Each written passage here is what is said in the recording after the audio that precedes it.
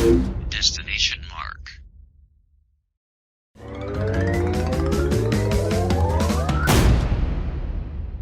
Hey guys, how's it going? Marcelo here. Welcome to episode 1 of the Bandicast. This is a Crash podcast where we talk about all things Bandicoot-ish up until the release of Crash 4 It's About Time in October.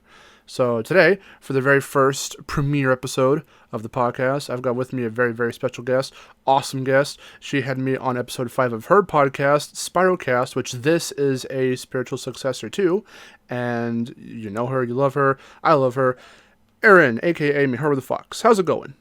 Hey guys, it's Miharu. It's going okay. It's really hot right now. The door's closed, so I can't have the fan on me. My water is almost gone, so I'm gonna die. Oh no, that's awful. I wish I could hand you some water over the interweb. I should have gotten more water before we started. Probably. Took a long nap. Do you want to cut like right now before No, we it's actually fine. get into No, it? it's fine. I'll just suck all the juices out of the lemon I have in it. That sounds like a good idea.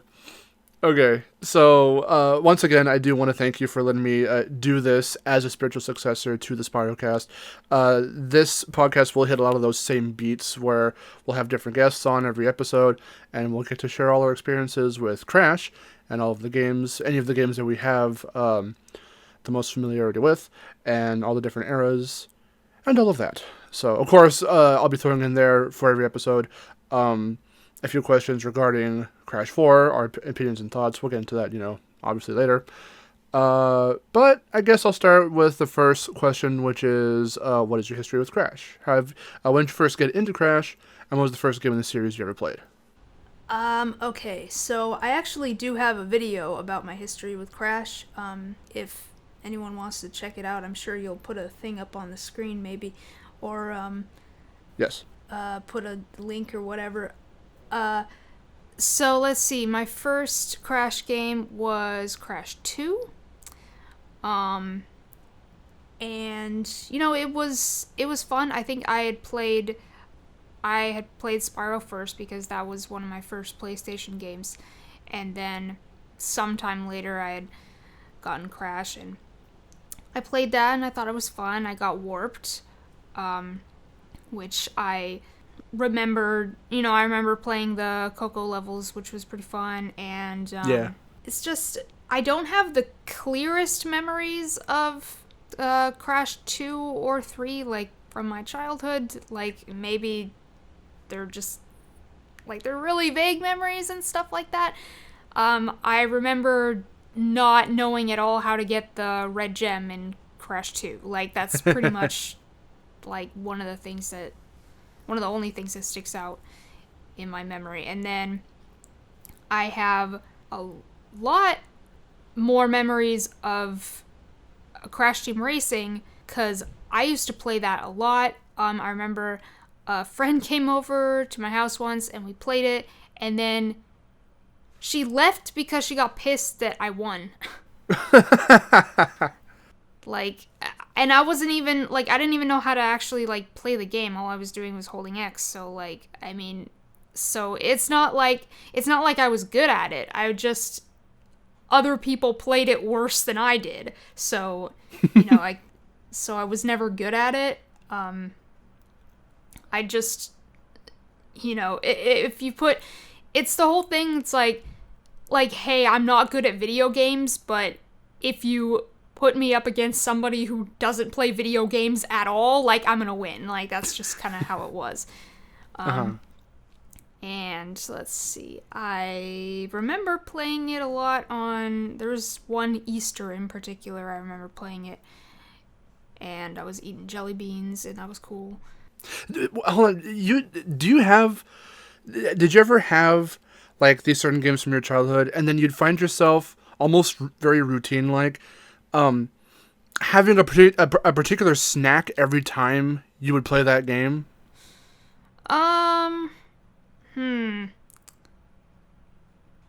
I'd like to say that I had those moments, but I can't really say that I did because if anything, it was probably popcorn, because I would have that every time that I got home from school. And when I'd get home from school, instead of doing my homework, I'd play video games.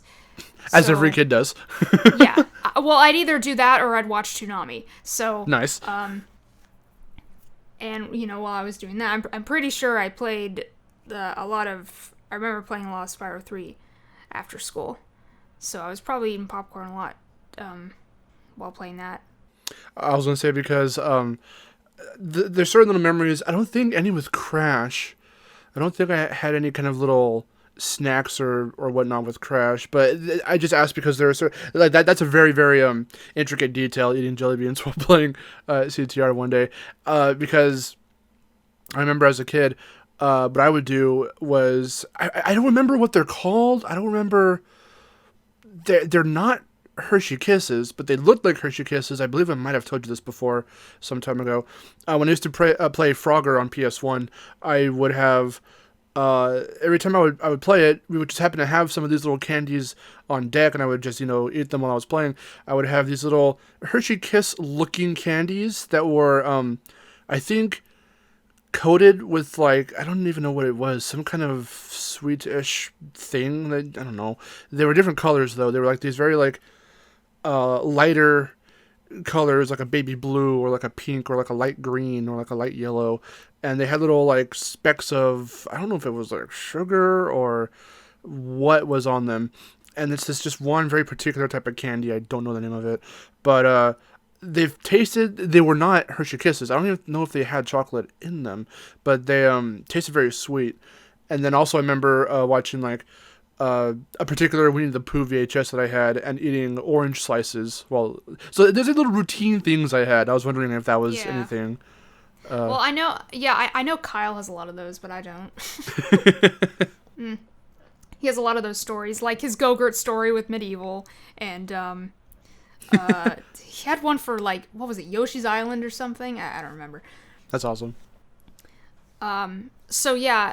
Anyway, after CTR, this is when things get a little bit weird for me, because after CTR, I didn't play any Crash games for like a very, very long time. When I got the PS2, I was getting all the Spyro games and stuff.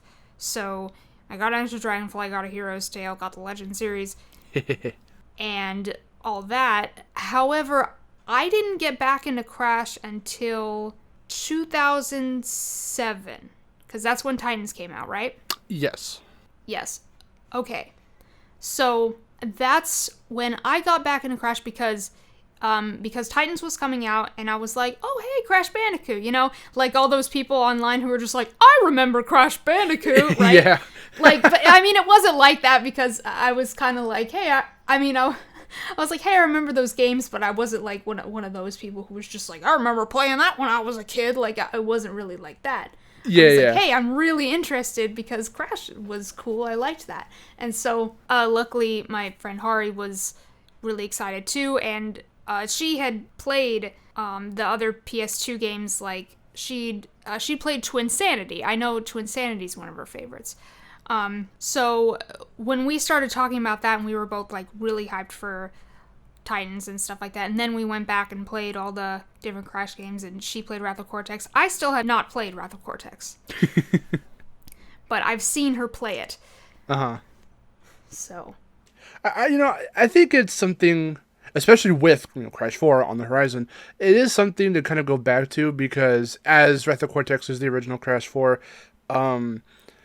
it's very interesting to see like just how they were able to make this game in such little time, and it of course is still more functional than like Spyro 4 than Enter the Dragonfly, but the two of them were like very similarly handled. Like they were just given to people who like did not really pay like a whole lot of attention to these games when they were, maybe they were fans, but I guess they didn't know those intricacies that Naughty Dog and for Check Six and then for Insomniac put into the original games. So they were just trying to recreate what was already there, which actually isn't even true for Crash 4, because Mark Cerny was going to head that project until Universal was like, no, we have to keep things safe and similar to the formula of what people. We need to make sure that this next Crash game, even though it's going bigger, it's going to be going, on next gen, at the time, next gen consoles. We need, fans who are already familiar with the last couple games and newcomers to kind of, even if they've seen what came before and even if they haven't played them, but, both fans and newbies alike, can see this and be like, oh, well, I've seen Crash Bandicoot, I've heard of Crash, or on the flip side, I've played the other games, so this one needs to stay familiar to what people already know Crash is. Point being, I think Retro Cortex is still worth playing because it's very enigmatic in just how it can still feel kind of fresh. It has some okay ideas, but like it's all over the place. Like there are so many like vehicle level, all the stuff you keep hearing people say when they review or talk about it in some sort of retrospective. Like Retro Cortex is very similar to Crash 3. People would argue it's a ripoff, but things like the music, things like certain levels have some really nice theming and aesthetics to them. I would say, like if we got together or if you found a way to get a hold of it somehow, I would say give it a shot for like a little bit. Not even like you don't have to beat it, but like I think it's worth trying out because it's just very like I like it. It was my first PS2 game, but it's just a very interesting game. Yeah. So yeah, Hari ended up playing Wrath of Cortex. She ended up getting Crash 1, actually, which was the first way that I played it. Is she got it, she brought it over to my house. I realized you couldn't use the analog stick, and I was like, fuck! And then I proceeded to suck at it because I just hate using the D-pad now because it's not... my thumb can't do it. My thumb cannot move with a D-pad anymore. Can't do it. Because it's stiff and my thumb needs space to move freely. I always had that problem while playing the original Crash games. Not so much with Wrath of Cortex onward, because Wrath of Cortex demanded, I believe, that you use the D-pad. Sorry, the analog stick. To Insanity, you definitely needed to use the analog stick. So that from there onward, and I only have Titans and Mind of a Mutant, and even Tag Team Racing, like on other consoles, Nintendo consoles actually. Tag Team I have on GameCube, and Titans and Mind of a Mutant I have on the Wii. So like, in terms of PlayStation Crash games that I have, mainly just being, again, Wrath of Cortex and Twin Sanity, like, those ones have you by default basically using an analog stick. So I'm used to Crash with analog stick for those games.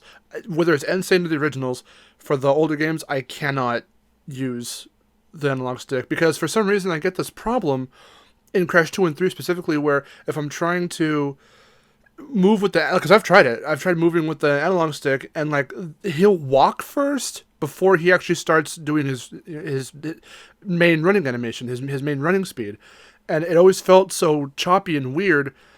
And every time I use the D-pad, like I get a direct, okay, now we're moving, and when I have to make precise little adjustments if I'm on a platform or trying to get onto a platform, it feels better for me. Well, like, what I'll do for, when I'm playing Insane and stuff like that, what I'll do when I'm playing, say, like, a high road or something, and I want to do the rope trick, which is the only way I play that level. Yeah. I jump on the rope, and then, like, I use the D-pad to go forward, because that way I don't, like, accidentally run off the rope. Uh-huh. So, like, that's the only way I'll know, okay, like, at least I'll hold forward here, and it won't, like, accidentally go to the side, maybe. So it's at least good for that. It's good for running in a certain direction.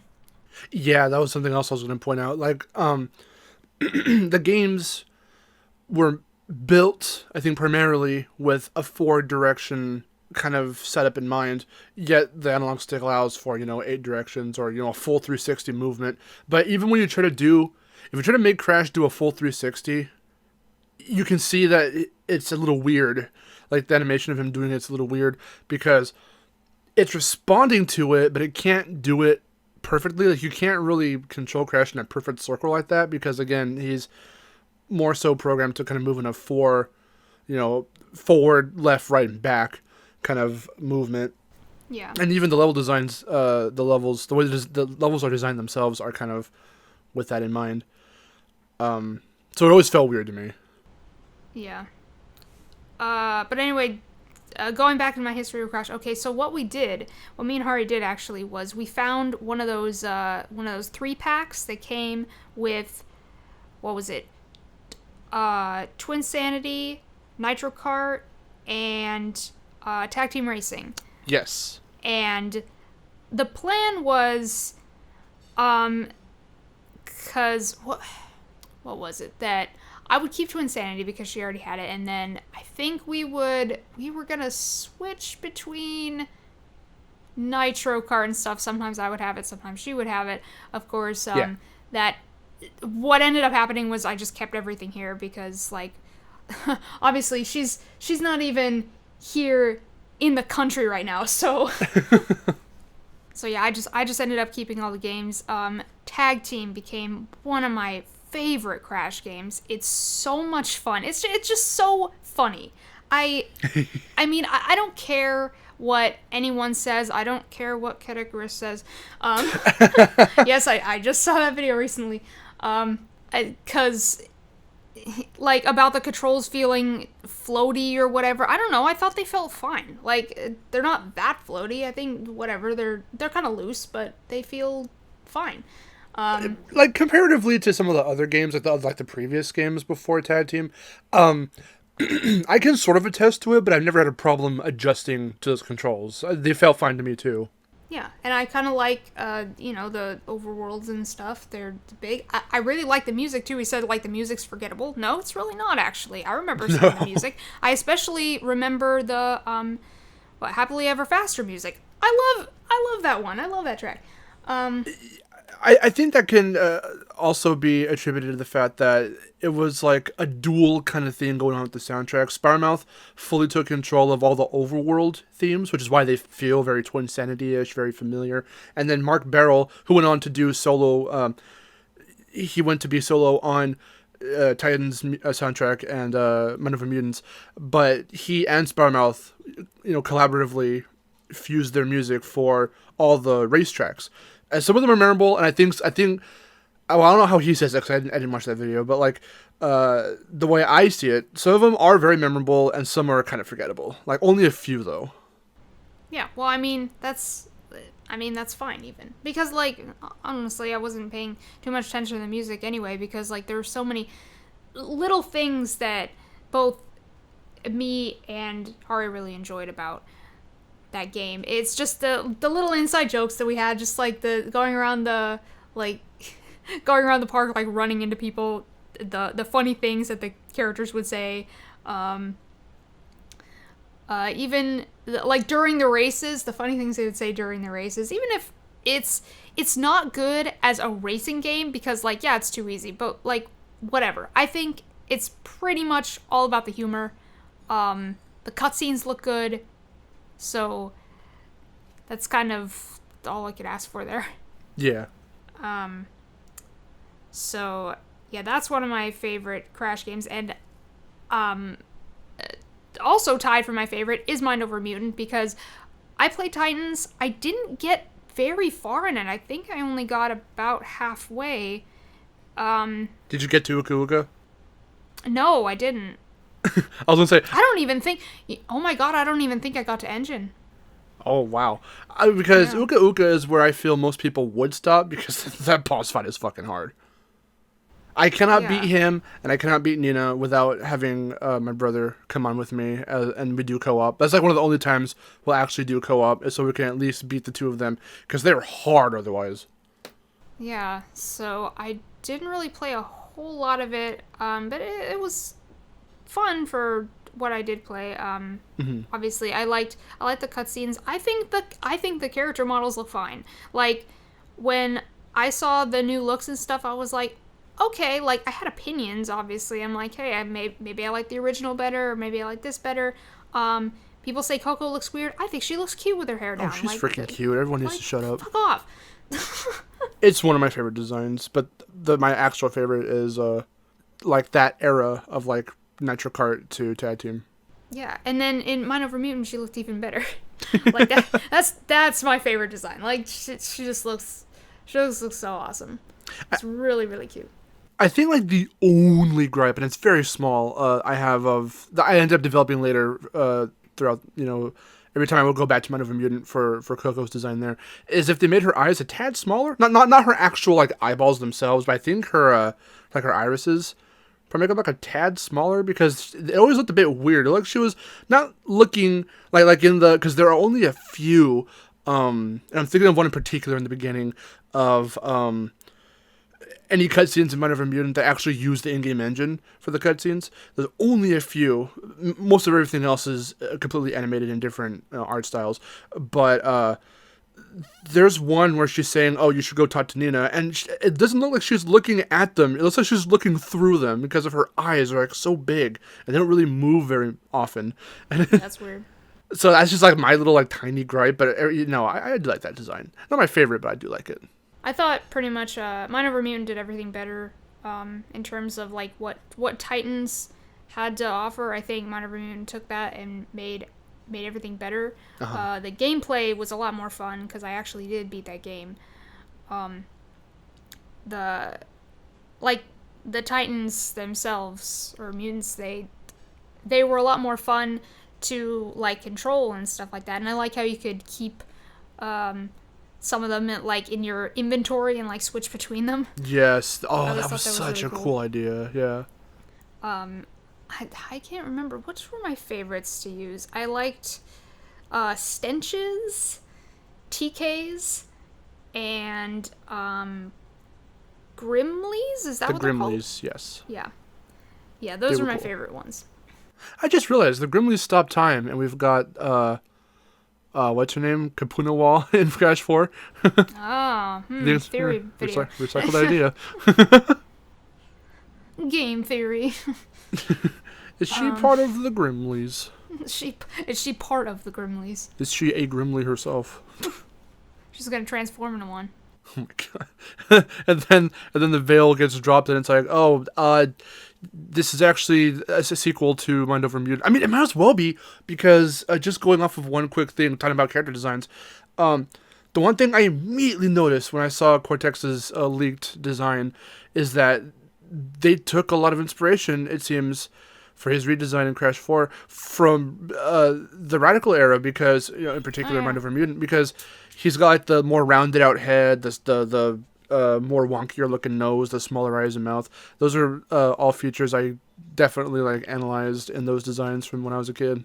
Yeah, it was really weird seeing that his Titans design for the first time, because I was like, whoa, why is he tall? But then I was like, it's not that bad, because I'm used to it now. Also, it's a lot easier to draw.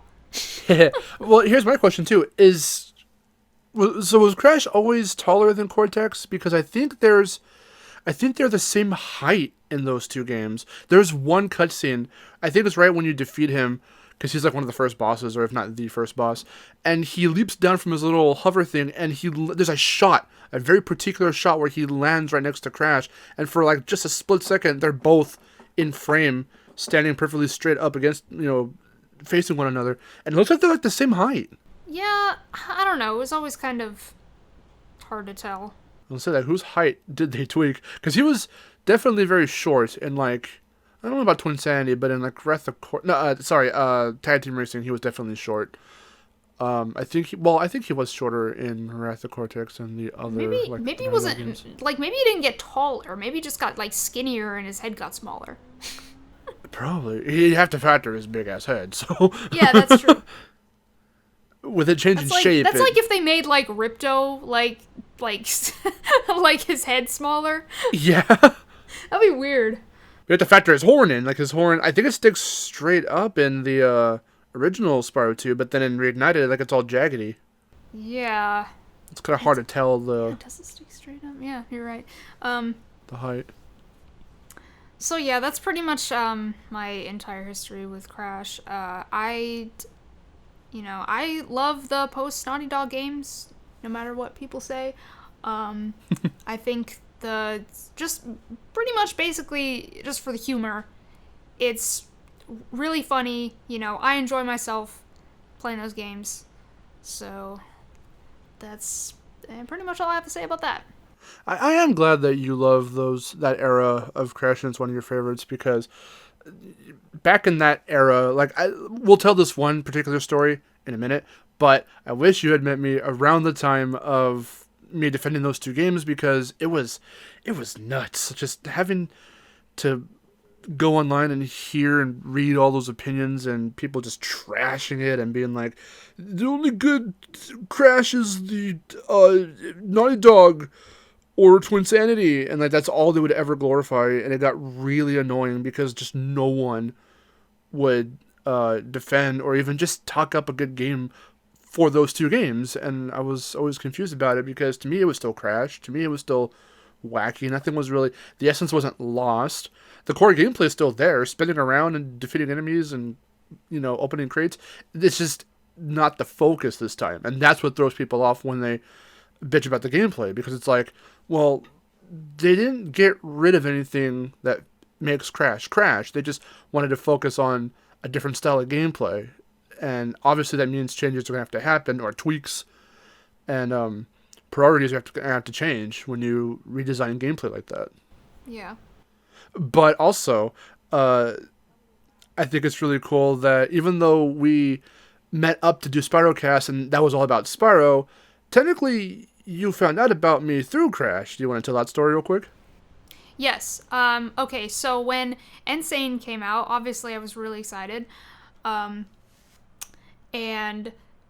I was really excited to see all the cutscenes and stuff like that, especially the Time Twister cutscenes from Warped, because I was like, oh, I want to see Dingadile, I want to see Engine, all that stuff like that. And so when the Time Twister cutscenes were first shown, everything had commentary, and I was like, well, I can't hear the characters talk, So then I looked up if there was one with no commentary. Your video came up, which is like the only one that has no commentary, and I'm not sure why. And so I watched that, and that is how I found your channel, because that was the first video of yours that I watched. Yay. And I only made that video because people were asking me to do so, because the fact that the last one I had made had bits where the characters were trying to talk, and whoever was showing off the footage was talking over them. And to the best of my ability, I'd try to get rid of that, commentary, and try to get as much of the characters talking as I could. And I guess it just wasn't enough for certain people and for a lot of people, because they were like, oh, well, try and find the same clips without commentary. I'm like, well, it's hard, because it's kind of hard to search them up when those kinds of videos are getting taken down, because they're not supposed to be up just yet. It was just supposed to be whatever like PlayStation and all of them were putting up, Vicarious Visions.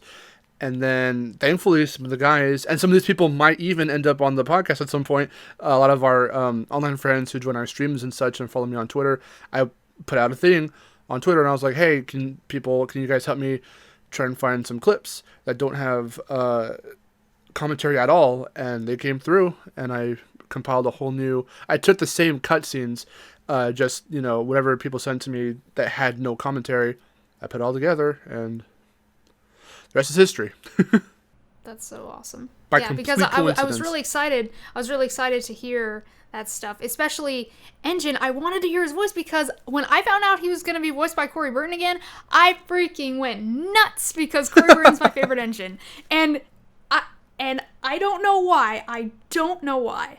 But it's pretty much only because, like, hey, I've never played Wrath of Cortex, but the intro cutscene when he says, Ooga Ooga, is like the cutest thing in the world. And I'm like, that's my favorite Engine right there. Need I remind you that Crash always finds a way to defeat us? Maybe he's just too good for us. I love that cutscene. It's... Tiny and Dingodile look very weird, and Entropy looks very weird in the face. But that's like the most... Dog-like. Huh? They both look dog-like. I mean, Dingodile is technically supposed to a little bit, but they just look... But that was like the most out of like, what you would call quote-unquote classic Crash that like Engine has ever talked, for the most part. At least for that game too. That game in particular. So you did tell me about your favorite game and the things you liked about it, and that was actually my next question. So I'll move on to the third question, which is, what is your least favorite Crash game, and what aspects about it don't you like? God, my least favorite. Because, like, it doesn't have to necessarily be like, oh, I hate this game, but it's one that's like, oh, I don't really care to play that again. I guess I don't really care to play, much of Titans again. Like, because of what I mentioned, basically, that it's, a less good version of Mind Over Mutant. Well, that just sounds like a freaking Banjo-Kazooie Banjo-Tooie kind of situation. Yeah, well, that's just kind of how it is. It's not like it's a bad game.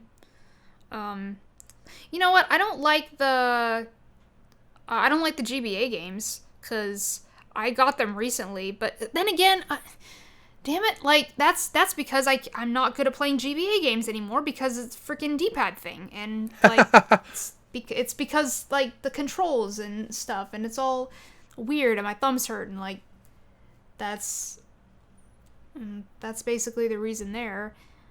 I still haven't played a lot of Twinsanity, but I'm not quite sure why that is. I guess I just never really cared to, but again, not like it's a bad game or anything. I don't know. Like, I don't really know how to answer that, because, like, I can't say, like, oh, I don't like this game, because it's usually like I have to have finished the game and then decided I don't like it, but there hasn't been one like that. Mm-hmm. I guess I don't like the original CTR anymore. What I was gonna say, only because I play Nitro Fuel and, like, the controls like, are better. That's the only thing. Well, since you never finished, the original Crash 1, was it because of just how it was done? I know you mentioned it a little bit earlier, but, like, was it solely because of the D-pad, or was it because of the other factors that people typically bring up, like the weird way you've got to save the game, whether it's by beating a bonus round or getting a gem? A gem's already hard enough. I mean, I guess, yeah, that's kind of, that probably is a factor. I don't really like how older games that have that kind of style, like, how they work like that. Like, oh, the days of passwords. Yes, I remember that because I played Aladdin. And, I played a lot of games that had passwords, like, on the SNES and, like, the Game Boy and stuff like that. So I'm no stranger to games like that, but then again, I don't really, because of the way the games work now, I don't really like that anymore. So I guess probably I don't like it as much. Although when I played it on Insane, I liked it just fine. Yeah, there was a lot of quality of life stuff that they obviously needed to change. What I do appreciate, obviously, is how they made it to where you don't have, like, I'm so used, because again, Crash 1 is my first ever game ever.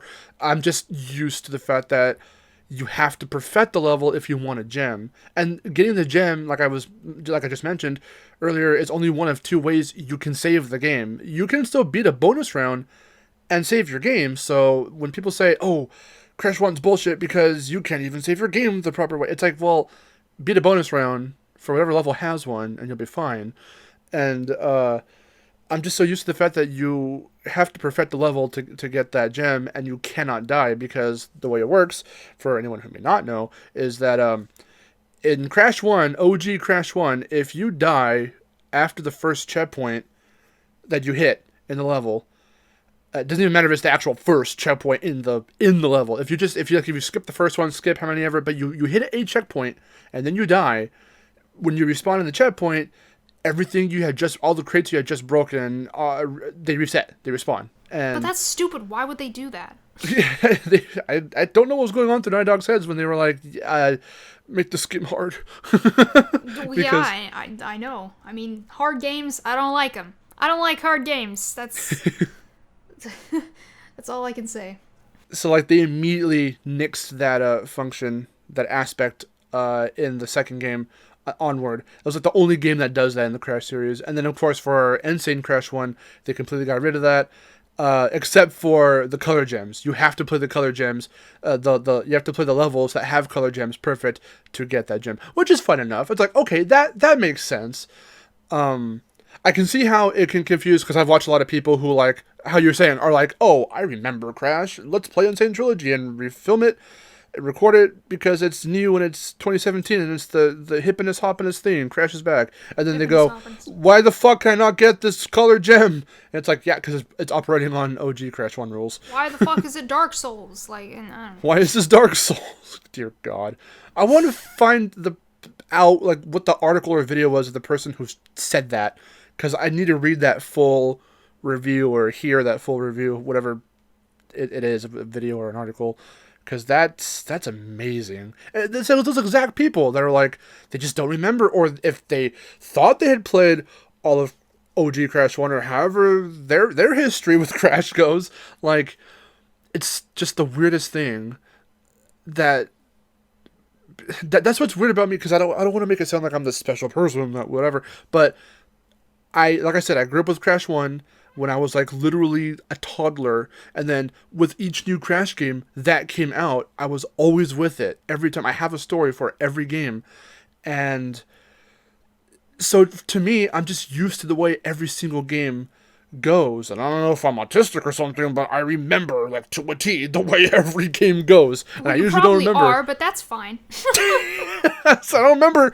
When you talk to me about anything else regarding memory of anything else, usually it's shit and I won't remember. But for Crash, I got that shit lock and key in my mind, and I know how each game goes to a T of everything I've played, and I've played damn near all the games.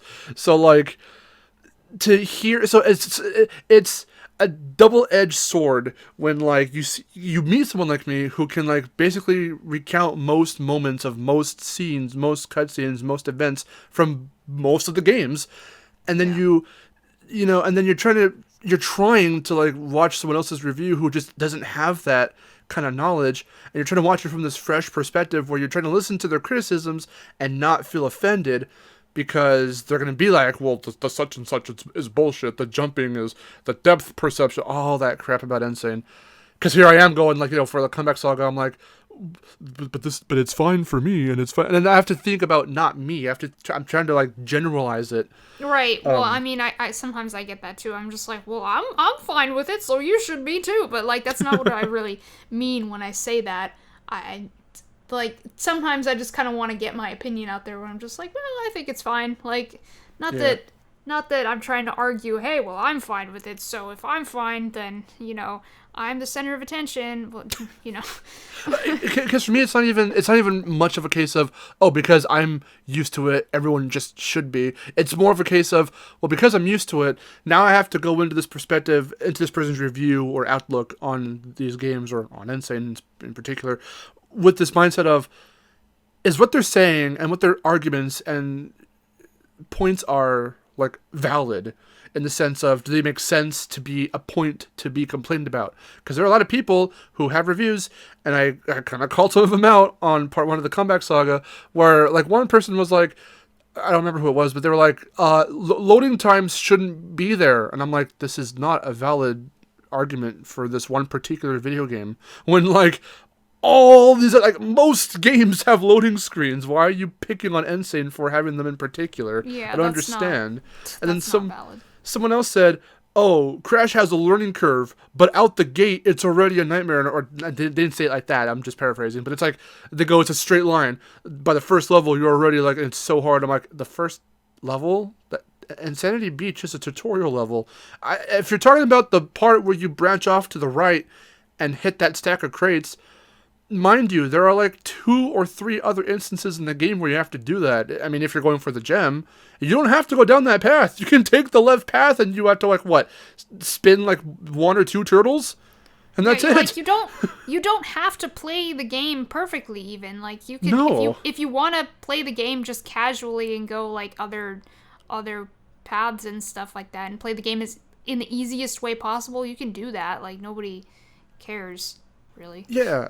Like, because what reviewers need to do and stuff, for the journalists and whatnot, typically they will try to beat the whole. That's why they have review copies. They have that extra time, so when that game actually releases, they can release the review. So I get how it works. I'm not exactly one of those people. I mean, I can try, but like, they've got the extra time to beat the game and then give their piece, but I don't know. They say all these things, and like, it doesn't feel justified. It feels like they're really nitpicking the little tinier moments, and I don't understand it. And that's not just because, you know, I don't feel that because I've played these games to death, but it's like, even just as someone, like, if you sat down somebody who like never played a video game or never even heard of at least Crash, and then showed them like IGN's review or something, or even just anyone, I don't want to pick on anyone in particular, but any other just general review where they say all these things about how hard it is, how this and how that, and the depth perception, and then you bring in someone, not even like me, who again has like played all the games, but even someone who just was like, oh, I remember Crash, let me try this, and they try it, and they do a lot better, and then they go, here you play, and then they try it. Like, I think you need to like formulate your own opinion by playing it yourself first before listening to these kinds of reviews, because they're not always honest. There is this sense of dishonesty. Yeah. And some of it is the part, and that's for a lot of reviews, like in general, but for Crash, I can see how blatant the dishonesty is because I know them so well. And that's what makes it really like aggravating when people start getting that hive mind and that mindset of like, okay, well, Insane is flawed because, and because they listen to all these other reviewers that are dishonest about it. Well, like, I'm not saying that I can understand if someone thinks, you know, if something is hard, and I'm like, yeah, okay, that's hard, and I get it. But usually, I'm not even one to blame a game. Usually, like, it's most of the time I blame it on myself. I'm just like, man, I suck. Like, I don't even blame it on the game. It's just like, well, I guess I suck at this, and then like I just blame my poor skills, and then I stop playing it, and then I'm like, yeah, I guess I suck or whatever. Well, see, something like that, because I've felt that before with many games, and I feel there's this incentive to want to keep going, and it depends on the kind of game that you're playing too. Not even in the realm of Crash, because I mean that can count in the realm of Crash, since again the series has hopped from dev to dev, and so the control schemes and whatnot are different every time. So but like when a mechanic like really sucks and stuff like that, I mean that's actually what I was gonna bring up, because you know you're saying how the original Crash 1, like you had to be perfect on every level and stuff. You're like, hey, well, like it being that challenging, and you know presenting that kind of a challenge makes you want to, you know, like gives you an incentive like to actually perfect every level and do better. For me, that has never been the case. That's always been my reason to go, nope, I'm not playing this game anymore. I just give up too easily. Oh. I mean, the reaction is different for everyone. So like, yeah, whereas someone like me, because I don't know, I guess I was that impressionable where I was like, as a kid, where I was like, this is awesome, this just game in general, I love it, I'm going to try and see how much of it I can actually beat. Because I remember...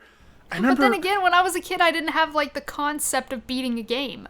Like, it was just playing a game, and like, even when it would like outright tell you, hey, like you need to do this thing in order to do the other thing, I wouldn't know what they were talking about. Yeah, I would just like completely ignore what they were telling me, or just like not understand words because I'm a small dumb child. Well, that's the thing too. That's probably why I never grew up with games like Zelda or anything, where it's these bigger games that tried to be so like impressive back then, because they were some of the first of their kind. And Zelda, like Ocarina or whatever, would have you be like, okay, go to Hyrule Castle, get this note, go somewhere else, give it an Impa, and then you have to go somewhere else after that. And it's this very like fetch questy, chore like kind of game. Yeah. And that's its progression, but there was this simplicity, and there was this simplicity to Crash where it was very accessible. Just go into the game, you press start, you're already presented with the first level, enter the level, and just, you know, figure out the controls, and then you're off. Like, literally, then that's the game. And like we were saying, it's an easy game to get into, but when you want to go the extra mile, and I never sought out to go the extra mile as a kid, I would just happen to end up not dying in a level and breaking all the crates, which I wouldn't know, by the way, because unlike an Insane, Crash 1 is the only game where they don't tell you anything about the crates that you've broken in terms of number until the very end if you've missed any. And even Crash 2, the OG Crash 2, wouldn't have in the HUD, when you hit triangle and see all your stats, they wouldn't have...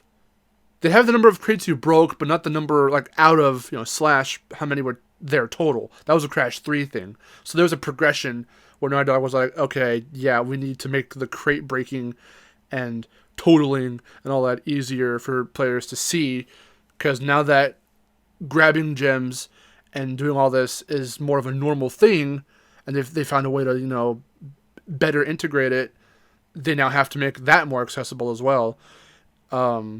Yeah. That's, this kind of all comes down to why I like Spyro more, because it's just not, it's not as intricate, Like, it was just, here's a game, play it. Like, it's more, press circle to flame, press square to charge. Okay, now play the game. Like, well, arguably Spyro had its moments of having to master certain things, but they were far and few between in comparison to Crash, where every level... far between. Yeah, well, because where every level in Crash was like, okay, there are extra goodies for you to grab. You could just go to the end of the level, but to perfect it, you have to get those crates. Or if you want the relic in Crash 3, you have to, beat that time. Well, yeah, of course Spyro had those moments where I was like, how do you get that dragon? I don't know, you can go around the thing and do a blind glide, whatever. But, it's like, it wasn't like, hey, you have to do this level, you have to do everything perfect to save the game, So... Well, yeah. But also, too, like I'm saying, like, even if it has nothing to do with saving or anything, just for going out of your way to do it, those moments in at least Spyro 1 were so far and few between, because a lot of it was super chill just to get to the end. And it was very clear, because it was a more wide open game, and because there was more to do, so that way you weren't just necessarily blazing through everything. Like, if you weren't too associated with Spyro yet, the game would give you, the balloonists would give you, like, the different tasks or goals you had to hit number-wise. Oh, free this many amount of dragons, get this much treasure, get this many eggs from the thieves. Which I didn't even... That's cool. No, yeah, that's cool. And I didn't even know about as a kid, because I was already collecting that stuff anyway, so I always had enough. And you can hit those totals so early, you could, like, skip Magic Crafters completely. If you're grabbing all the eggs from the thieves, you can, like, just go straight to Peacemakers, which I didn't find out till, like, way later. That is true. And for Crash... Huh? But when it comes to the eggs and stuff, it was... like anyone, it was hard for me to keep up with the thieves. Oh, yeah. As a kid. Also, when I found out you could flame the thieves, I was like, wait a minute, I can do this. And it makes it a lot easier, because a lot of people think, like, oh, you have to charge them. No, you don't. But, like, for Crash, I still like that it is still accessible. Even taking the first game out of the original first game out of the equation, even, like, Wrath of Cortex and even Twin Sanity to a degree. Like, Twin Sanity was the first one to, like, really go out and have a story. With story progression as well as game progression. So just it's more of, okay, things are wide open. You're not going from level to level. You're going from environment to environment or location to location. And as you hit each new location, more story unfolds. It's the first game to do that. That's actually kind of why I like Titans as well, because Titans for the Radical era, I think, was very inspired by the Naughty Dog games, because it's got a level select and it's very linear, and yes, it's got just a lot of elements like that. And then Mind Over Mutant would be the Twin Sanity, because it's more open, there's more to do. So, like, There are similarities, I think, in there, but you can still just like pick the freaking game up and just play it. There's more to do, and I think more. They added more to Crash's moveset, to where like, sure, if you're already familiar with anything else Crash before those two games, you can just jump right in. But for newcomers, anyone else who just, any other newcomers, like not knowing about the other games and just picking up this one for the heck of it, like they still ease you into Crash's new moveset. Like you don't just start the game sliding on Aku Aku and jumping ropes and stuff, swinging on ropes. They integrate it very naturally. Like you swing on ropes that are vines in the jungle, and it's only like once or twice in the first few levels, and then like there's a transition point where there's this one level, and I believe it's episode 5 or something, or 6, if I'm being very specific, if I can remember right, where it's the transitional point from going out of the jungle into going into the industrial area, where I believe Tiny is. Was it Tiny? I don't remember, but there's this one level, and it's just nothing but sliding. So if they hadn't introduced it there, or like before one of those episodes, then that is the episode where you have to get used to the sliding, because like 85 to like 90% of it is sliding. So you're sliding around to get from the jungle to there. To the industrial area, and then like you do some fighting, and then you meet the Rhino Roller, and then from like there it's the Rhino Roller, all the way up until like I think you have like one more segment sliding on Aku Aku. So point being, a lot of the games are accessible. I like that about Crash. Yeah, but like also the original Crash games were very much like arcadey in the way they were structured, and I think that's probably another reason I just like gravitated towards Spyro, is because like, once it got to the PlayStation, I was like, ooh, exploring things, like open kind of world, yay, like, and then when it was like I was playing Crash, it was just like, okay, this is what I experienced when I was playing the games on the SNES, like, I like, I want new stuff, like. Like, I thought games were supposed to be, like, not hard anymore. See, Crash could have easily been, like, one of those, like, if they had 3D arcade kind of games of that structure and status back then in the 90s, Crash would have definitely been, Crash 1 in particular, I think, would have definitely been, like, in an arcade somewhere. Because, yeah, you're right. That was one thing I also pointed out a long time ago, is that Crash 1 in particular, when the series started, Andy Gavin and Jason Rubin definitely had this arcade sense with the passwords, with the harder difficulty, with the progression even. It's an easy game to pick up and just play, but it's very difficult to master. And that first one is very difficult to master because of these things you have to keep in mind.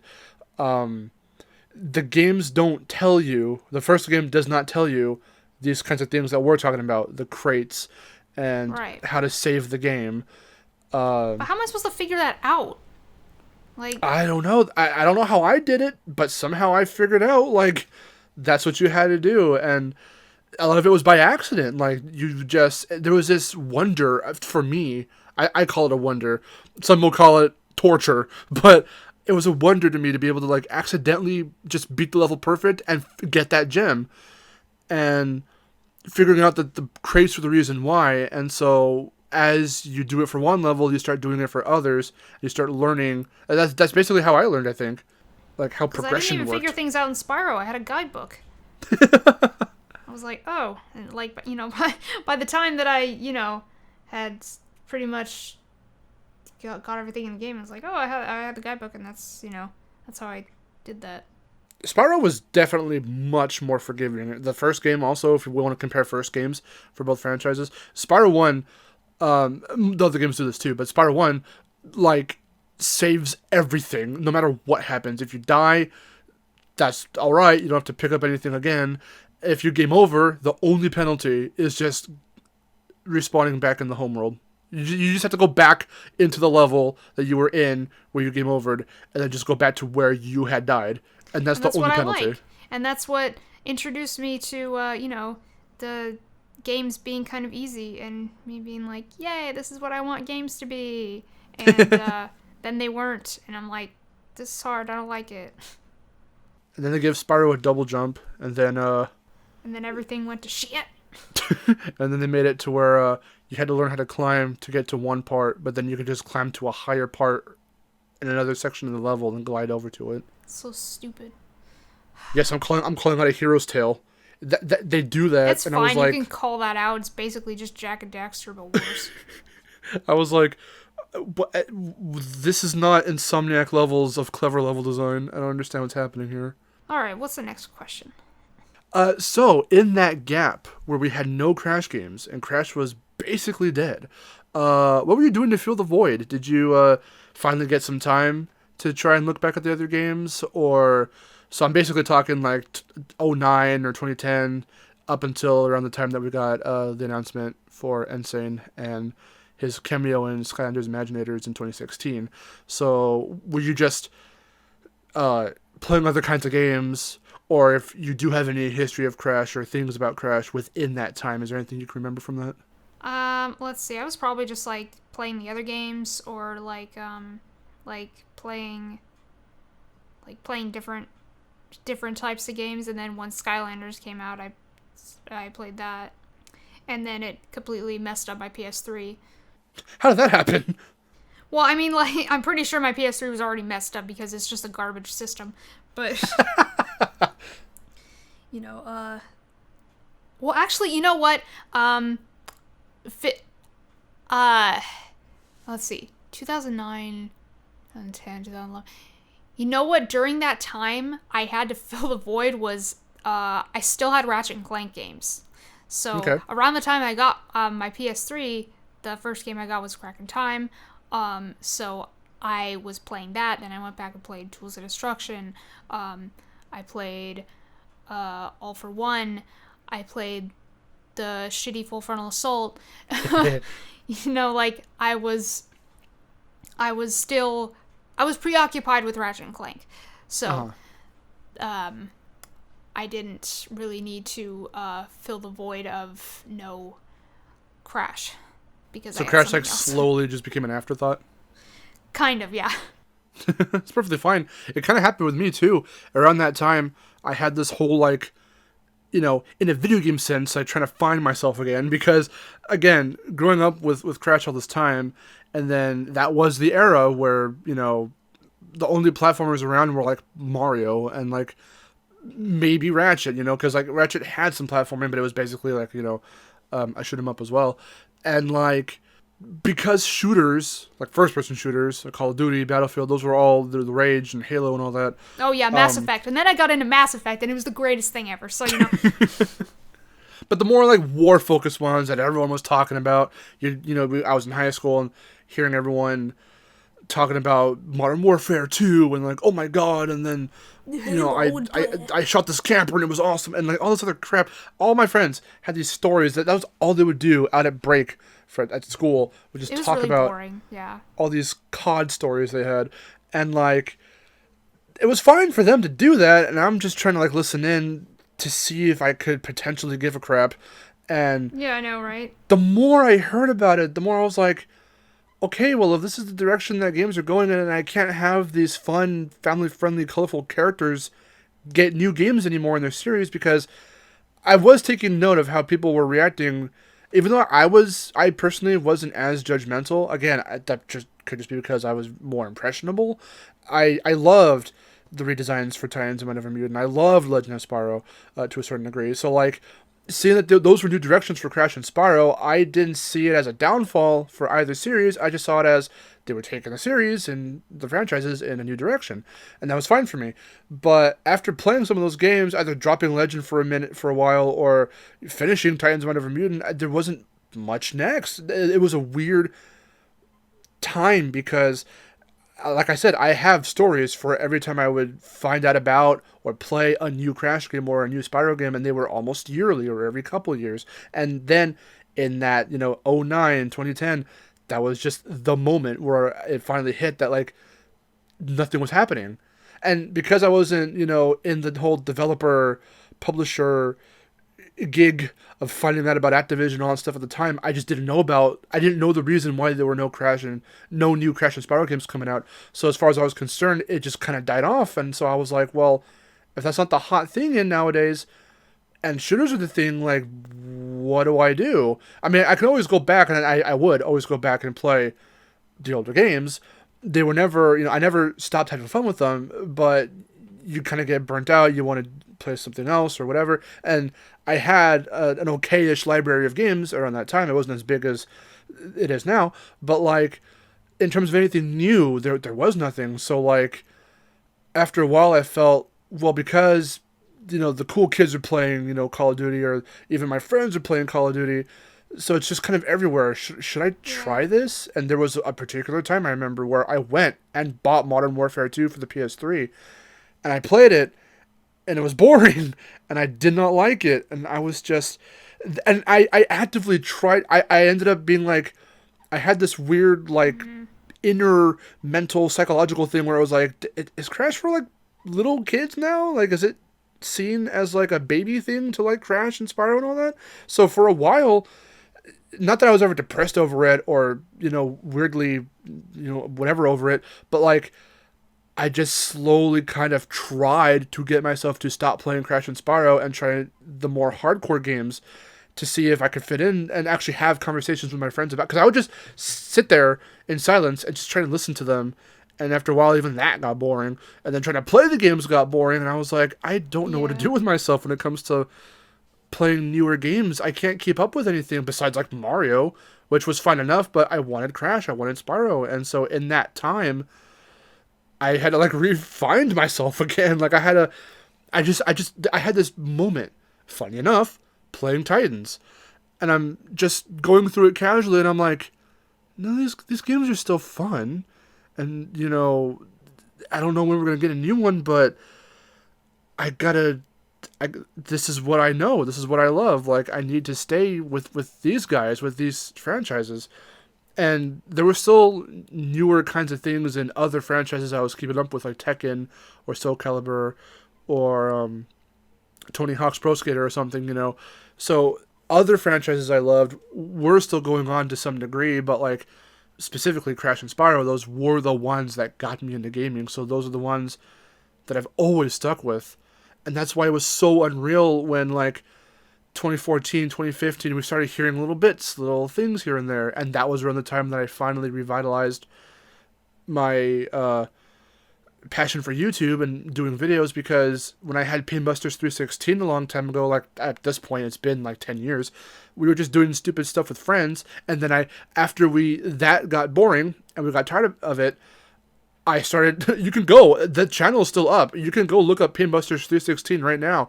And the last few videos are of like Mario stuff. It was me recording little Mario glitches or stuff. Not so much Crash or Spyro, but it turned into something of a gaming channel, like kind of. It was my first kind of introduction into doing gaming videos. Like it was just me filming the TV with like a shitty camera, but I had a taste of it and it was kind of cool. And then it just kind of stopped. And it was until high school where I got into like broadcasting, and then senior year I got into video editing, and that passion was reinvigorated. And then we started Westside Studios. I started this channel, Destination Mark, and from there the rest was history, where I would start doing videos. And then when the little rumors and bits for Crash came out, I did videos covering them. That was 5 years ago, and the rest is history. Like they came back. We willed them back into existence. Right. It's funny how you talk about like, having that moment where you're trying to like find yourself and like your interests and stuff like that.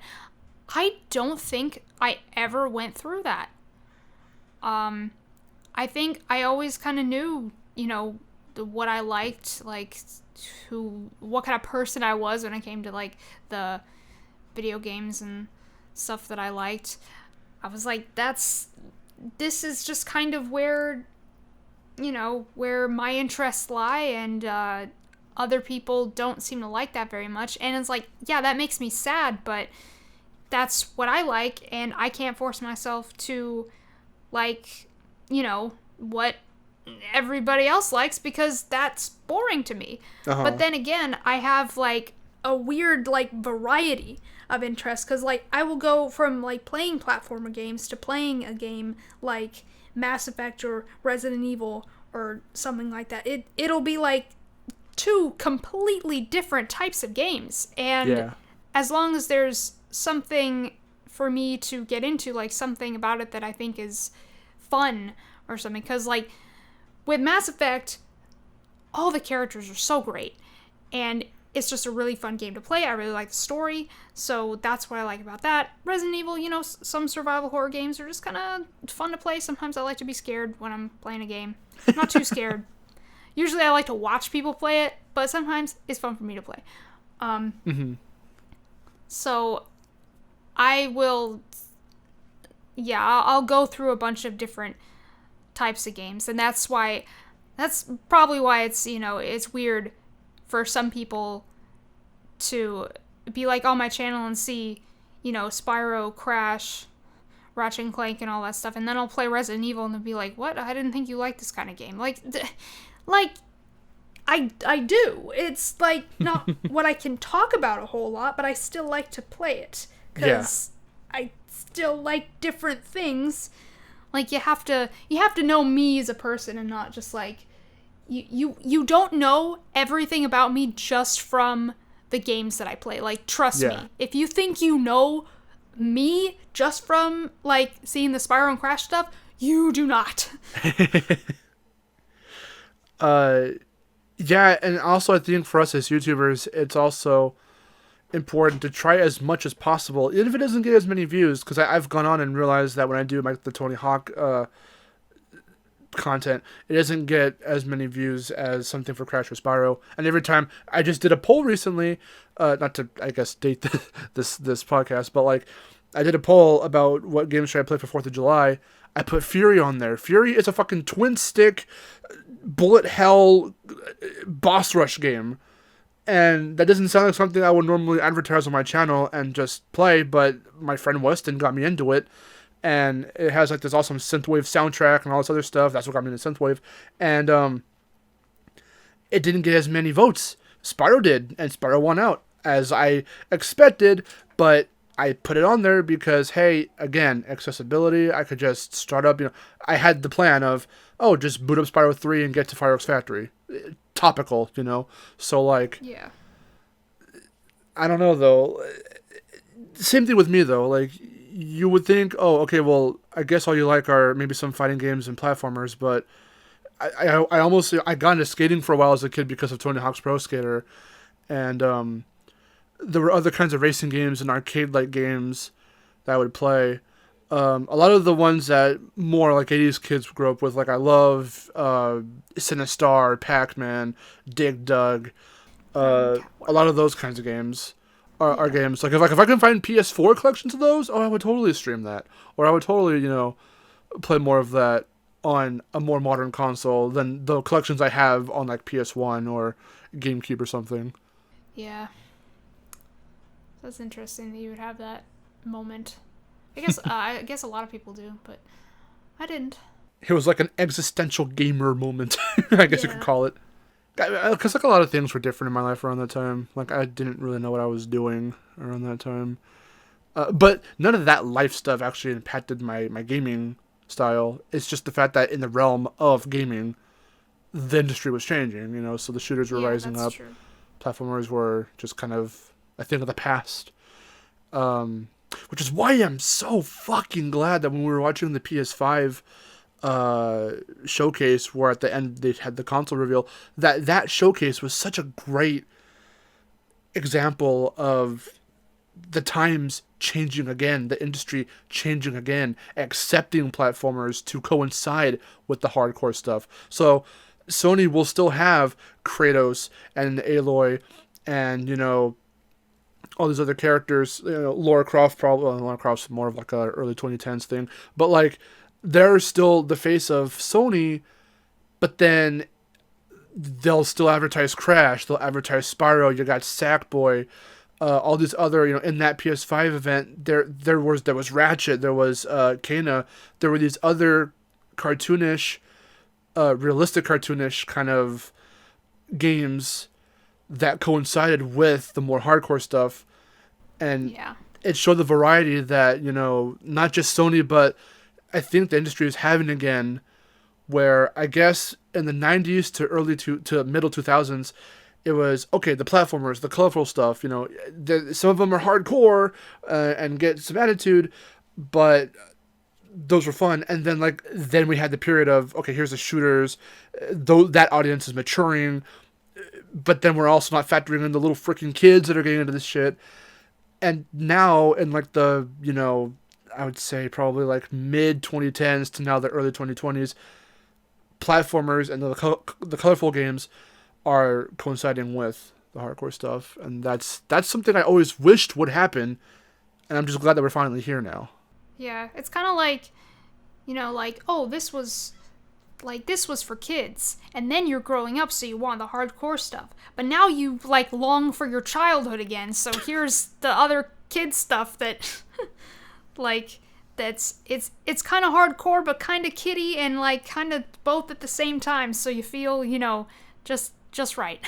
And that's the funny thing, I think that all of these franchises, especially the 90s franchises, hitting their 20th anniversaries is what kind of helped to relaunch platformers and the platformer genre back into that spotlight, because even though arguably, I mean, Mario has always done his thing, but in terms of, again, platforming coming back, not just Mario platformers, Ratchet, I think the reboot kind of helped, because the last Ratchet game was a couple years prior to that, but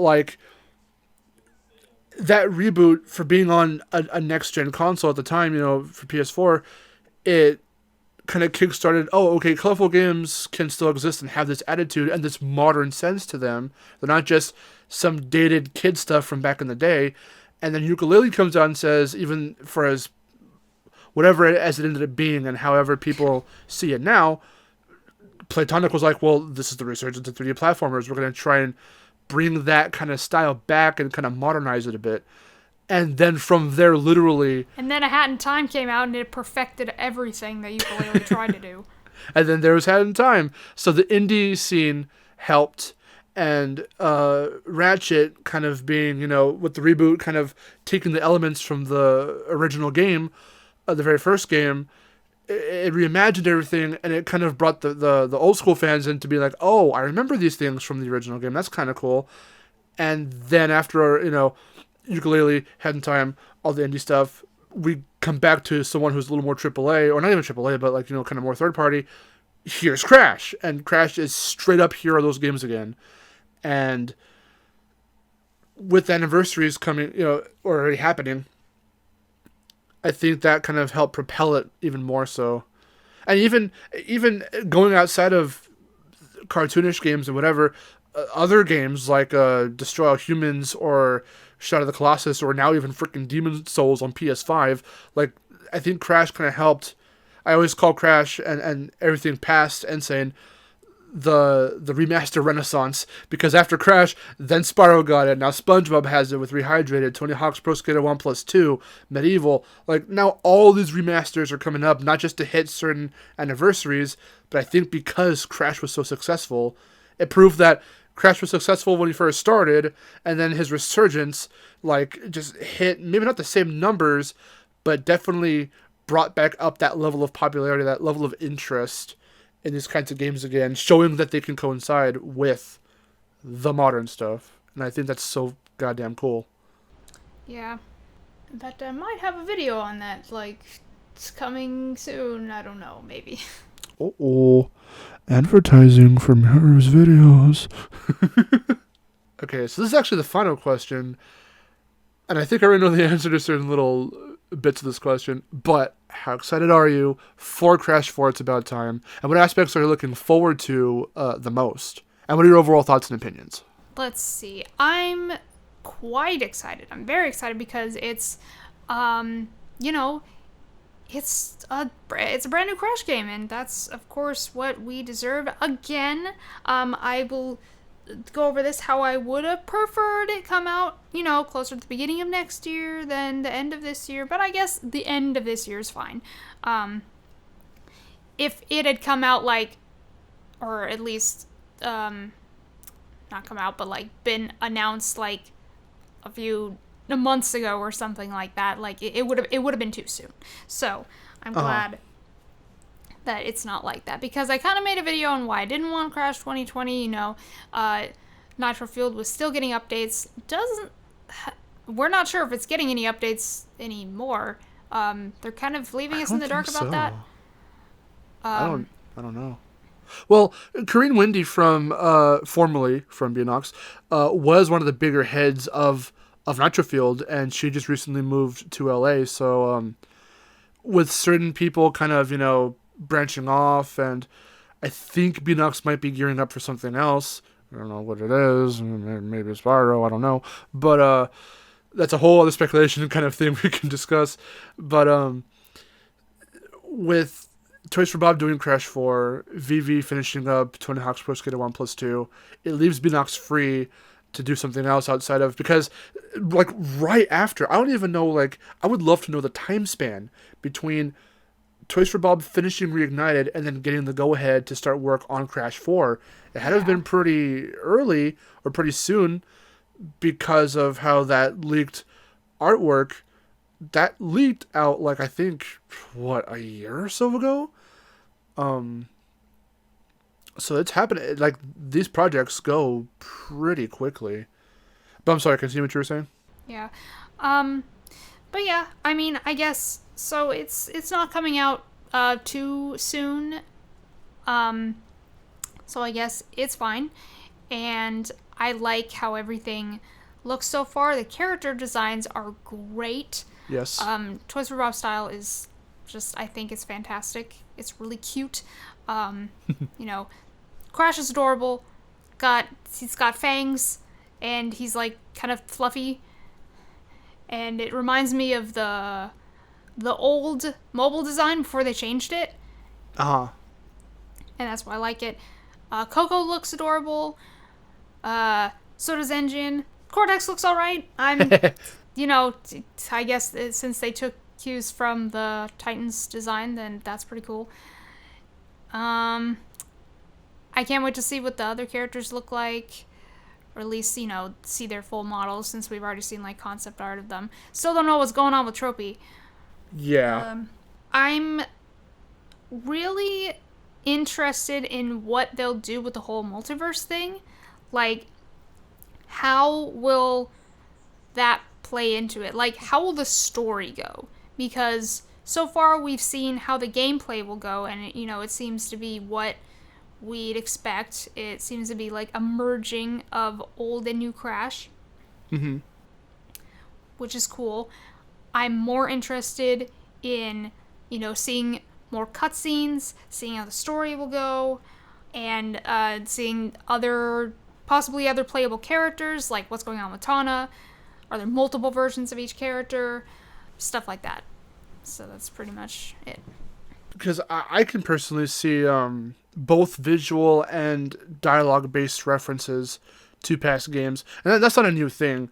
I talked about this in, I think, part 2 of the Comeback Saga, where I mentioned...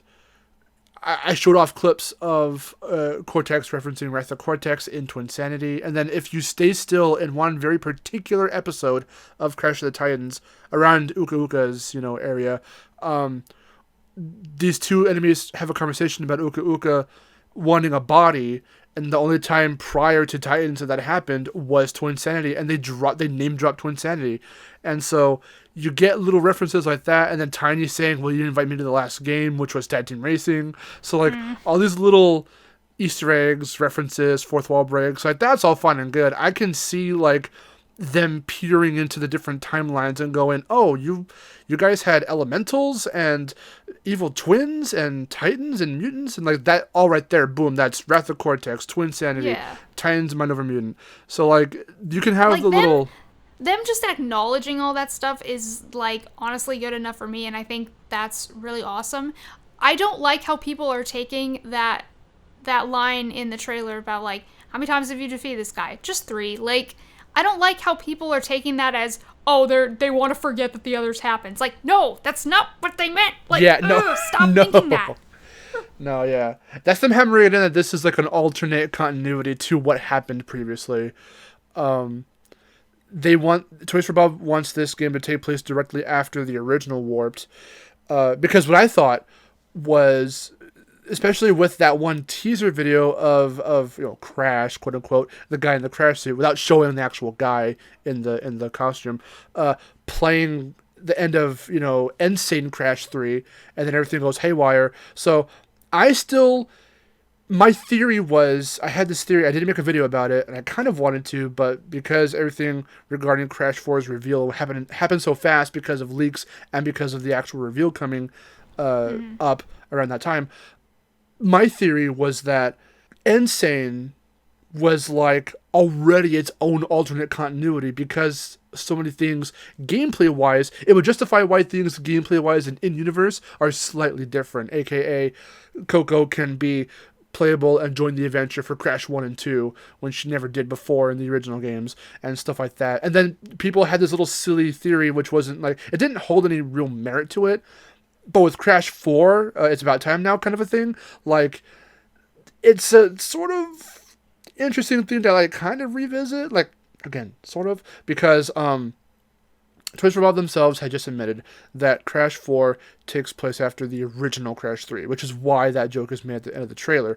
But the silly little theory back when Insane first kind of came out and people took note of Coco looking at different levels from Crash 1 and 2 on the screen in the Time Twister in Crash 3 is because people said, well, what if because Vivi had this little in-universe statement that, the reason why, the little in-game reason why you could play as Coco in Crash 1 and 2 and Insane is because she's going back through time. She's using the Time Twister once Crash 3 happens to go back and join Crash, which is why you can't have Coco talk to Coco in Crash 2 because she'll vanish and bring Crash back. What? It'd be really weird. Really confused. And then in that very time travel sense, it would quote unquote, break it'd be like a paradox because she'd be talking to herself when normally she's supposed to be talking to Crash. So like, it's a really weird it's an interesting theory being like, oh, well, with Coco doing this, even if nothing indirectly seems to be happening or changing within Insane's timeline, would this indeed, or in fact, create an alternate timeline where in future games, things will be different? And while that's the case, because we've got a new Crash 4 and it's vastly different from Breath of Cortex, that's not the reason why. But it's kind of funny to think about it that way, because that's what I thought before Toys for Bob said this takes place after original Crash 3. Because if they said this takes place after Insane, that little theory could kind of hold some merit to like some weird degree, even if they don't like outright say, oh, Coco's the reason why this happens. Like, that's not a thing. But it was very, I hope this isn't too hard to follow, but yeah. My whole original thing, like the headcanon as it were, was that Insane is different from the original.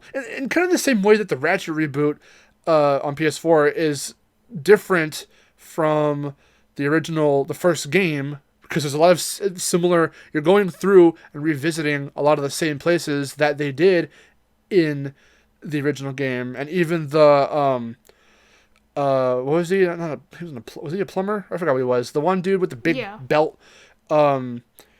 he even, breaks the fourth wall and says, see you in the next reboot. And so, all that stuff. Acknowledging that, they've met before, but it's a different, it's not a continuity time thing in game, but like, it's kind of hard to explain that away as to how they can be like, oh, well, you look familiar, but I've never met you in the reboot. Well, I mean, the plumber just became a meme character, so.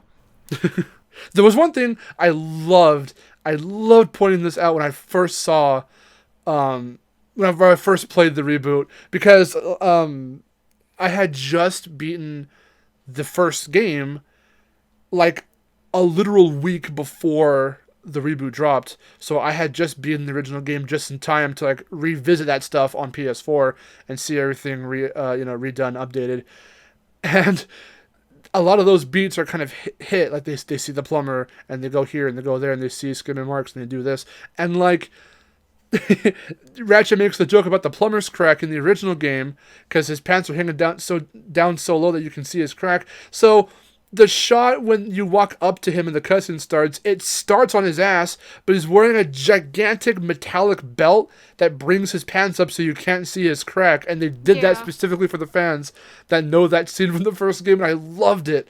That was awesome. So I'm wondering if they're going to do little things like that in Crash 4, because we don't know. Pollyanna was very vague when he said, well, yes, the other games did happen, but they happened in an alternate timeline. And he said maybe some of those bits can end up in this game in some way, shape, or form. Well, does that mean that we'll be time traveling to those moments, certain moments in the previous games? Or I mean, there are 100+ levels, so. Yeah, well, certain levels focus on, like, going back to, like, I don't know, somewhat like the 10th dimension or something, and, like, will we be skating around on Cortex again? Or I don't freaking know. That'd be kind of cool. Just, like, bring everything from, like, every era into this one game, but it's a platformer instead of a racing game. That'd be kind of cool. It would be cool. I mean, and they can get away with it because Nitrofield already established that, oh, hey, here's all these elements from previous games, which I thought was just such a fucking great idea.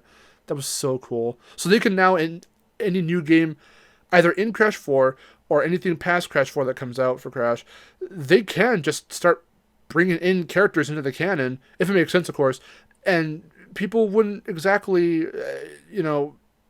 new fans to the series who are playing Insane and Nitrofield, and then us who are older fans alike can just be okay with it. Like if they just brought fucking Nash and Geary and Norm into like Crash 4 or some other game afterwards, we wouldn't bat an eye. And if anything, we'd be like, oh my god, they're somehow canon. Because I just want a playable Yaya. That's all I'm asking for. Because Nitrofield already reintroduced them to us, so I think that's really cool. All right. I'm hyped. Have dinner. Dinner. Oh my god, I need to eat something too. It's getting late. But yeah, I'm so hyped for Crash 4. Glad you are too. And only a few more months. I'm excited. I'm glad that it had 2 or so years, a little over 2 years to be developed. So Trish Bob had a lot of time to put as much care and attention and making sure everything works on a technical level. So hopefully there aren't too many glitches found in the first week of the game launching. Yeah. But that's about it. So thank you so much for coming on and being my first guest. This was really fun. A lot of in-depth stuff about Crash. I'm excited, and I'm glad that you are too. Yep, it's gonna be cool. And I guess, as new stuff is revealed, I'll keep making videos. Though, I mean, other people have theory videos. I'm not really one to do theory videos because people don't really seem to care. But well, if we see anything else for if we see these radically different roles for some characters like Tana or whoever, it'd be cool to see some sort of a character analysis if you ever did something for Crash, like that for Crash. Yeah, maybe. I mean, I did my little Dark Bianca theory video, which was cool, but again, not a lot of people cared. So. Well, thanks so much for being on. This was fun. Thank you guys so much for watching. Tune in next time. I'm ending this like I'm ending a freaking vid games episode. I don't know when the next one of these is coming out, but when it does, be on the lookout for that shit. Yep, and I don't know when we're gonna be able to do SharePlay next since we're doing this. I don't know. I definitely want to get back to SharePlay because SharePlay has been really fun. Before we go, what you got going on? Any plugs? Not anything that I haven't said. I'm working on a script right now, but that video isn't going to come out for 3 months. And then there's another video that I want to work on, which kind of we touched on briefly earlier. Yes. But I'm kind of at a loss of how to start it. But I guess I'll figure out something. Okay. Other than that, I don't really have anything to plug. Well, if you do want to follow Miharu, go ahead and check out her YouTube channel, check out her Twitter. I will put those in the description. As well as, what was the video that you wanted me to link? I will link that as well. My history with Crash. Yes. So I'll put that in there too. You guys can go and check her out. Be sure to subscribe and do all the good stuff that I don't need to remind you to do. But until next time, I'm Mark. I'm Miharu. And we will see you guys later. Take care.